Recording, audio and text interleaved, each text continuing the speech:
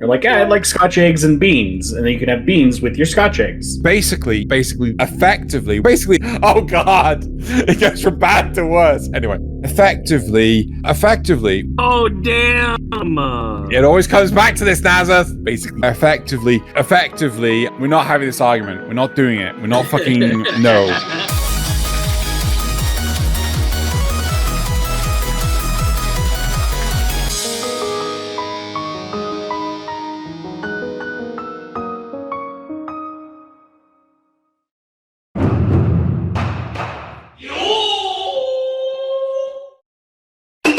Experiment XEN0. You are part of the controlled group that has been injected with anime knowledge. You should be familiar with Director of Sakuga Studies Racer and Director of Weeb Relations Jeej.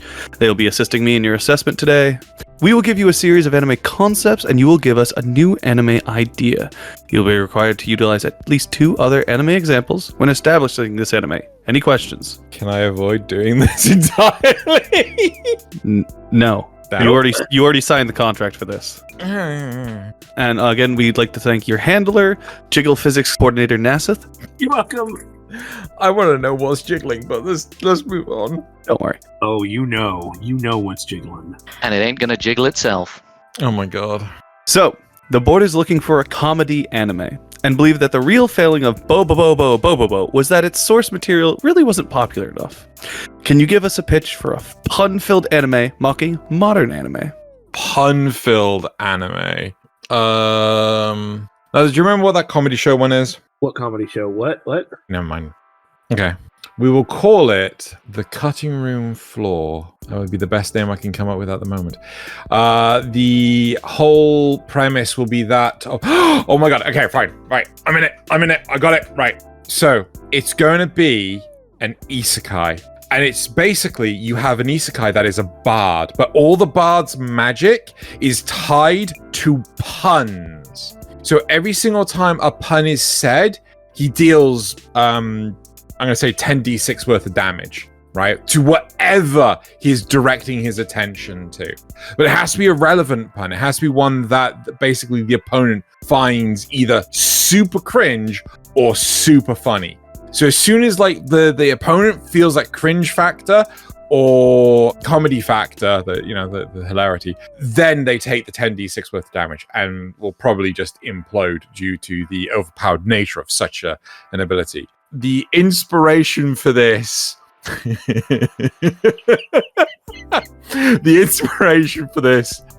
is Delicious and Dungeon for like the fantasy aesthetic, and can't believe I'm going to say this, Konosuba for the comedy. Seems reasonable enough for me.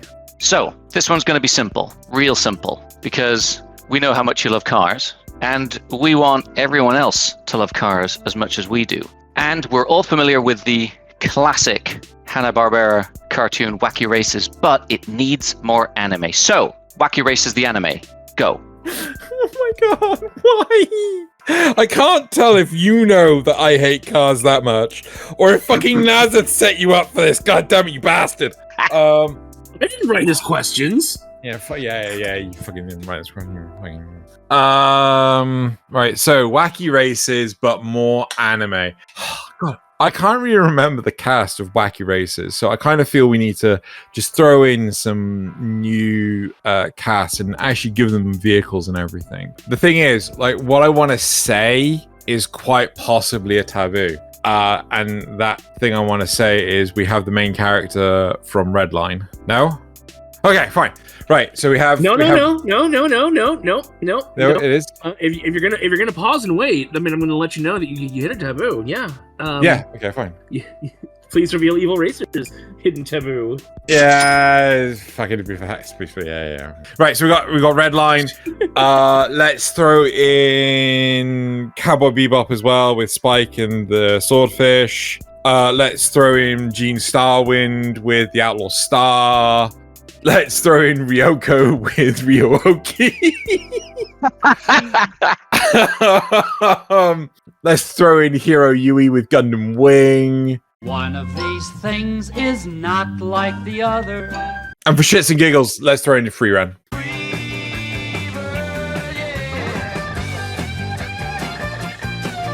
Ooh, totally deadpan delivery the entire time. 100%. I'm also kind of wanting to throw in Goblin Slayer, but I'm pretty sure he would just disappear and fucking go fight goblins instead of race. You have to put goblins on the track for him to get involved, and he's just super into it. The spring season is in full swing. The birds are singing, the flowers are blossoming, and the days are getting longer. Everyone wants to go outside and enjoy the good weather, which means even less people are staying home to watch anime. We need you to come up with a show that will keep people from going outside so they watch more anime. Okay, right. This seems easy enough. We need a dystopian future where if you buy things, you end up spending too much money. Like, you just go outside, like, oh, I'm just gonna buy myself a bottle of water. That's £50, please. Or if you're American, that's $50, please, because they just convert the symbol because no one can bother. Without tax. Yeah. Oh no. So you just price gouge absolutely everyone. You got like the super filthy rich, and you got the super filthy poor, and the world runs out of clean water. Oh, that's what you think, but the super rich, they've hidden all the clean water underground, and our lone hero with a ragtag team of family members needs to go around and free the water from the world and from the filthy rich, and the anime will be called Filth. And this is heavily inspired by Fist of the North Star and Trigun. How will this get people to stay inside? Well, they got water inside, so they just don't go outside, problem solved. Reminds them that the inflation exists. I don't want to leave my house. Yeah, I don't want to go outside. It costs money. Dude, I went to the fucking shop yesterday, and I barely bought I bought maybe a dozen things. Yeah, that'll be £40, please. What the fuck did I spend my money on? Yeah, same. Xeno has become an old man. He's complaining about the rise in prices. It's all the gold leaf champagne he keeps buying. Hey, right? I need to fill my bathtub with something. I'm clearly not going to spend water on that. All right, Xeno. We have seen a glut of fantasy anime being slowly balanced by sci-fi settings and half measures. We believe we need to capitalize on this balance with a magic tech setting. Maybe one with a clever and slightly unhinged main cast. What do you got for me? Okay. It's super easy, right? So let's say 50 to 100 years in the future, right? We've got this metropolis where crime and violence is absolutely out the wazoo. There is so much going on. Law enforcement can't keep on top of it. You've got gang violence. You've got outlaws. You've got corporate espionage. You've got all sorts. And it's all fueled by this crazy super science called magic or magitech. And we'll call it Harry Potter and the Legacy of Bullshit. And this is heavily inspired by Mashal and Cyberpunk Edgerunners. Night City just got a whole lot more fucked up. Moving swiftly on. So, clearly, making all of these new animes is not going to be cheap. There's only so much we can do with slave labor. Sooner or later, we're going to have to pay somebody, and that means we're going to need money. And you know what? The best way to earn big piles of cash is product placement. We need to get as many sponsors on board as possible, and we don't want to waste time. We want to do it in one anime. So pitch me an anime where we absolutely stuff it with product placement from hell to breakfast, so much so that we will be oozing money. Right, so this is weirdly easy to do. So effectively what we do is have a reverse isekai, but not just any reverse isekai. We have the motherlode of reverse isekais, where we bring characters from different animes into our world. So not just one set of characters that just happen to come into the real world, with Kobayashi's Dragon Maid or The Devil's a Part-Timer. We're talking, let's just grab fucking everyone, right? And we go for the ones that have specific product placements, ones with KFC relating to them, ones with Pizza Hut, Taco Bell, let's get in that sweet McDonald's money and just get all those fast food franchises. Hell, let's get some video game franchises in there as well. Let's pull in characters from like Fate Grand Order and Nier Automata and Final Fantasy. Let's just pull them all in. And then that'll make the sweet product placement deals go super high. This was heavily inspired by Recreators, which I do not advise anyone watch. Please, for the love of God, don't watch it. And Code Geass, Lelouch of the Rebellion with that Pizza Hut placement. Oh yeah, Pizza Girl. Capitalism has won. Yeah. The dystopian future of water's coming true. Turns out that's just going to be a documentary. Right, moving on. Alright, everyone knows the saying, the sun never sets on the British Empire, an ode to the expansionist days of yore, before everyone discovered the cool new thing is to revolt. But what makes an empire is more than just who's in charge. It's about the culture. We need a new anime to get people to see the glory of British cuisine, and once again spread the empire far and wide. Okay, right. So this will be set in glorious Japan, where we start having a mix of cultures. Tea time is always served at 3 p.m. sharp. So at school, all the kids, they have a 3 p.m. break to have tea. At the high schools. Trains, which, in Japan, if the train is more than 3 minutes late, the actual staff will come onto the platform and apologize publicly to everyone. No, the train will be a minimum of an hour and a half late, more than likely cancelled, and all the sushi, it will no longer be like raw fish. It'll be haggis, liver and onions, cod, fish Gotta be chips. British cuisine. Yeah, just bourbons, lots of actual proper biscuits, right? You got like a bed of sushi rice with a bourbon on top. Oh, Yeah. I heard a good joke about British desserts, snack foods recently. Okay. So over there, you sometimes call a stovetop a hob. Yeah. And so the thing you use to change the temperature of your hob, would that be a hobnob? It would. I saw what you did there. I know what you did there. But still, at least hobnobs are actual biscuits instead of your scones. Oh damn! It always comes back to this, Nazareth. Hold on, wait, didn't I need to mention what anime this is inspired by? Right, okay. So this is inspired by JoJo's Bizarre Adventure Part 1 and The Ancient Magus Bride. One of the best parts of Ancient Magus Bride is the main characters end up going to a Weatherspoons.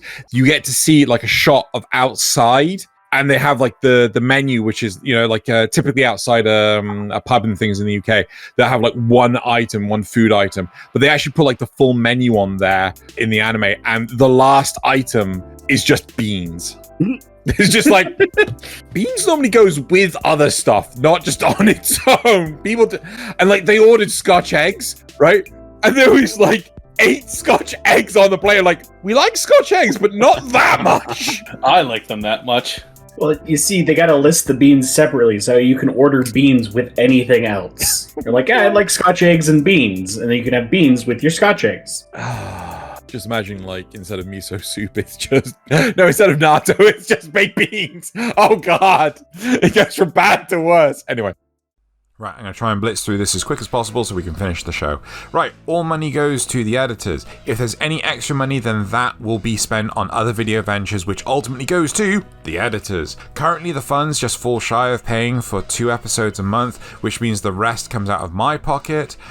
Just $1 a month makes the difference, right? If, of course, you opt to choose the $15 a month, then you will become a mad lad/lass and will also be invited to join these episodes per month. Or if you decide not to, it's fine. And if that's not enough of an incentive, you get more questions that are exclusive to you in the actual main episode. And more often than not, they're not safe for YouTube, so monetization is forcibly turned off. Here is a snippet from this week's episode. Anime titties are in a class all of their own, not held down by silly rules like physics or biology. They surpass anything the real world could achieve, and have become a staple, nay, a symbol of the genre. What kind of show would you pioneer to honor and enshrine these truly timeless treasured tits? Oh my god.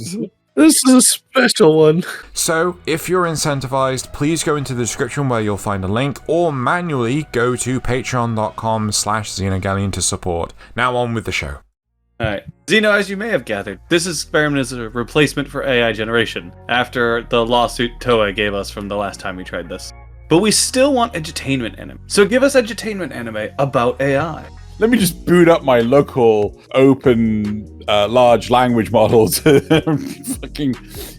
Let's make it cutesy. Let's make it adorable. Let's make it so that it's like the early days, it's the dawn of AI. And effectively, the developers of the AI, they're trying to slowly educate our AI baby, or our AI blob, into learning about how to do anything for itself. And yeah, let's just make it adorable. So you got like a lab full of scientists that are, again, just regular human beings talking about pie charts and statistics and normal human things. Got it. Normal human things. The cost of living crisis and how late trains are.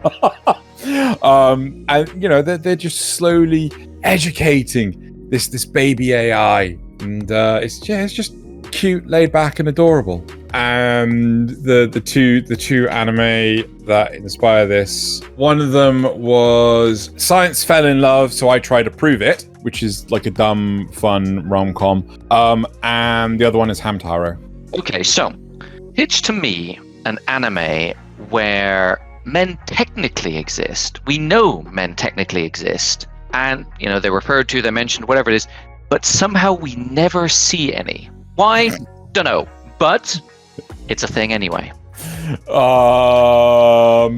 Okay, so this is all about equality, right? We got a series where it's all about equality, and anyone can do the same job as a guy. We're not, this sounds like I'm being sarcastic, but that's just me being British. Trust me, right? I know what I'm talking about. I am British. But effectively, we have a setting where in the future there's a colony of women, and they end up like getting segregated to the point of, and stranded nonetheless, where they end up having to try and fend for themselves. And they achieve this, but the problem is that there's no men around. And we have a generational thing where effectively the younger generations are told that men exist, and the way that they're told is like, they're brutish, they're bores, they're layabouts, they're really interested in one thing.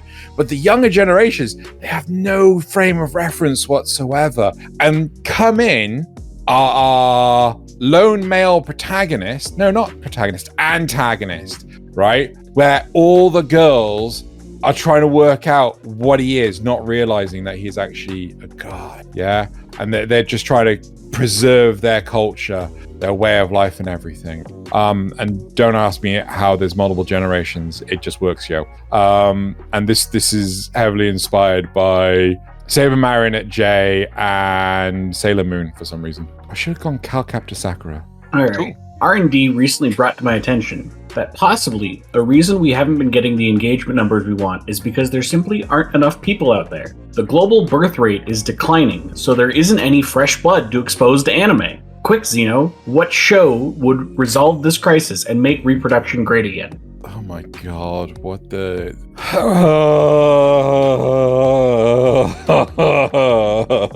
I hate that these came to my mind. It would be that time I found the last remaining guy in a fridge, and he was well preserved, so I used his DNA to something my brain has turned to rot because that one time I watched... What? Is this World's End Harem? Yeah, Will's End Harem, for the love of God. Like, she's, I don't know, What's wrong with you? It's that question just destroyed my all hope in humanity.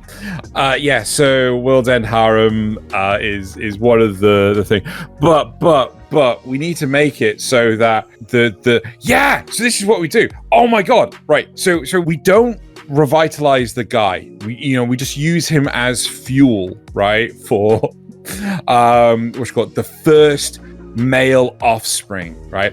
But he is such a giga chad that all the ladies want him. But he has a negative response. He is scared of women, just like some sort of like weird genetic abnormality. He just, uncontrollably scared of women. And he runs away constantly. So the women have to hunt him down. And they turn it into some sort of like blood sport where like you've got clans of female groups that are just like fighting over the one giga chad guy. Yeah. And it turns out that he's also gay, so he doesn't even want to. My God! He doesn't even want to preserve what's called the bloodline. His want to save humanity and his hatred of. I'm almost certain I've read that one. Oh my God! But the I hope you bleep that. But the other show, apart from World's End Harem, which is so god awful, is actually DNA Squared. Like, where our main protagonist becomes such a giga chad. Like, all the girls want him, but he just gets super scared whenever a woman comes up to him. Yeah, there you go. We might be making our protagonist too relatable here. Oh my God! But hey, we do need more relatable protagonists. We need a show that's even more relatable to protagonists. Not these people who have godlike powers and are clever and, lucky. No, we need a show where the main character has no cool abilities and just absolute idiot. Lowest common denominator here. What do you got for me? Okay, right. So we're gonna have a tournament show, right? Not a tournament arc, a tournament show where every episode is 1/8 of a tournament, right? And effectively, our main protagonist is doing it because he thinks he's the very best at whatever it is he's fighting in this tournament for. It could be chess, it could be swimming, it could be a child's card game, but he's just really shit at doing it. And so he never excels at anything. So he's always going from tournament to tournament. So after 8 episodes of failing in that tournament, he then moves over to the next tournament and finds out he's no good at that one either. And it just constantly add, rinse, repeat. And he never gets old. Like he's 10 years old for 25 years at least. Ash Ketchum style. But the inspiration for this was Dragon Ball Z and The Eminence in Shadow. Eminence in Shadow is such a funny anime to me because it's not. It's shit. It's awful. Fuck off. Thank you. I really enjoyed it. No. I think it's incredibly good in the same way that Konosuba is good, where it's so. No, it's fucking not. Wow. 100% Wow. agree. We're not having this argument. We're not doing it. We're not fucking no. So far, we've had ideas that are just all over the place. We've had some absolutely crazy stuff. We've been talking about our protagonists, and I think we need to kind of focus in on that a little bit. I think we need something simple, something stable and reliable. We need an anime that is guaranteed to be okay, good enough, no matter what. Not great, not terrible, just cruising through with some okay concepts and some notable moments that people will go, oh yeah, that's a thing I just saw. The next thing Xeno's going to say is margarita pizza. Oh boy. I don't even know if I would go that far. Because a margarita, you can have some varieties of cheese. I'm talking about like Just toast. Okay. So we have a office worker, completely relatable, Blandy McBland man, who works like, your steady 9 to 5. He lives in a 1-bedroom. Basically it's a studio apartment. It's it's like it's the living space is also the bed space, and he works at a sales center. So he we're following his life daily, where he goes through the highs and lows of his job and things. Maybe he'll go out drinking with his colleagues. Maybe he'll just go home and watch some random generic shit on TV. Japanese TV is weird as hell. I'm not gonna lie. I've been there, done that. And he's also got to live with his neighbors. He's got to keep it down. He's got to take the rubbish out on the right days, the right type of rubbish, and and sometimes he likes to go to like conventions, and what kind of conventions is he into? Sales conventions, because anime and cars and all that sort of stuff that's too niche for him. It's he needs to be Blandy McBland. And the anime that inspired this, one of them was Kobayashi's Dragon Maid, and the other one was The Helpful Fox Senko-san. So bland, so toast. Sorry, I fell asleep during all of that. It's perfect. Excellent. We got our toast. All right. Product placement is a time-honored tradition in media, specifically in anime, as we've mentioned earlier. And Helldivers recently approached us for a partnership. They want us to make an anime featuring democracy, bug squashing, and robot eradication. But we need to not make it too obvious it's product placement. Otherwise, people will kind of be put off by it. How would you make a show that embraces these ideas without being too overt about it? So it needs to be a comedy for a start. It needs to be an isekai where a specific clan of individuals that are so hyped up on their own stupidity and machoism that they just start screaming out about liberty, justice, democracy. It's got to be pun heavy, right? Freedom and all that stuff. You got a freedom, and the enemies the goblins, bugs, same thing really. So they all got to be squashed. And our main protagonist is isekai'd into that world. Just dumped right in the middle of the chaos, but everyone's having fun. Everyone's happy as can be, and it's just kind of just gotta go with the flow. Just gotta stay in the trenches and never stick their head out and die horribly. Oh god! And they all reproduce through death. So they're like the orcs from 40K, where they're basically fungus, and they just reproduce. Anyway, and this is inspired by it's pretty much exclusively the Crimson Demon God from Konosuba. If I had to pick another one, it would have to be Combatants Will Be Dispatched. And if you just got the author of those two to actually do a Helldivers anime, that would be freaking hilarious. 10 out of 10 would watch. Democratically.